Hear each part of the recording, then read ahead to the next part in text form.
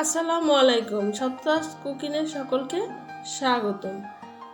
আজকে নিয়ে আসলাম দুর্দান্ত মজার মটরশুঁটির চপ। প্রথমে মটরশুঁটিগুলো এভাবে ধুয়ে ব্লেন্ডারে আধ ভাঙা করে এভাবে একটু দানা দানা করে রেখে আধ ভাঙা করে নিয়েছি। তারপর 4টি বড় সাইজের কুচনো পেঁয়াজ দিয়েছি। পেঁয়াজের পরিমাণটা একটু বেশি দিলে স্বাদ ভালো আসে। 4-5টি কাঁচামরিচ কুচি করে নিয়েছি। একটু আদা রসুন গ্রেট করে এভাবে দিয়েছি। ধনিয়া পাতা দিয়েছি। স্বাদ মতো লবণ দেব। কালারের জন্য সামান্য একটু হলুদ দিয়ে দেব। 1 টেবিল চামচ চিলি ফ্লেক্স দিয়ে দেব। আর বড় 1 টেবিল চামচ সাদা তিল দিয়ে দেব। তারপরে 2 চামচ চালের গুঁড়ো, 2 চামচ বেসন দিয়ে ভালো করে মটরশুঁটির সাথে মেখে নেব। প্রথমে কোনো পানি ব্যবহার করবেন না। মটরশুঁটি থেকে যে রস বেরোবে তাতেই দেখবেন প্রথমে হয় কিনা, না হলে একটু দেবেন।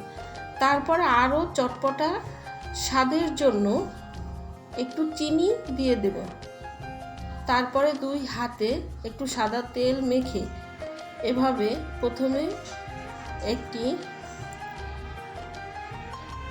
একটু নিয়ে তারপরে অন্য হাতের তালুতে চাপ দিয়ে এভাবে গোল চপের আকারে শেপে নিয়ে নেব।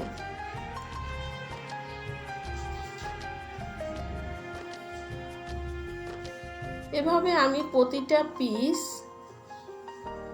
গড়ে নিয়েছি। ওদিকে একটি প্যানে তেল গরম করতে বসিয়েছি। তেল মিডিয়াম আঁচে গরম হয়ে এলে তার মধ্যে প্রতিটা পিস এভাবে দিয়ে দেব। চুলার আঁচ মিডিয়াম আঁচে রেখে আস্তে আস্তে ভাজতে হবে, তাতে বেশি মচমচা হবে। তারপরে এক সাইড লালচে হয়ে এলে অপর সাইড এভাবে উল্টিয়ে দেব। 2 সাইড লালচে কালার আসলে তখন একটি স্টিনারে নিয়ে এভাবে উঠিয়ে নেব, তেল ছড়িয়ে নেব। হয়ে গেল দারুণ মজার মটরশুঁটির চপ।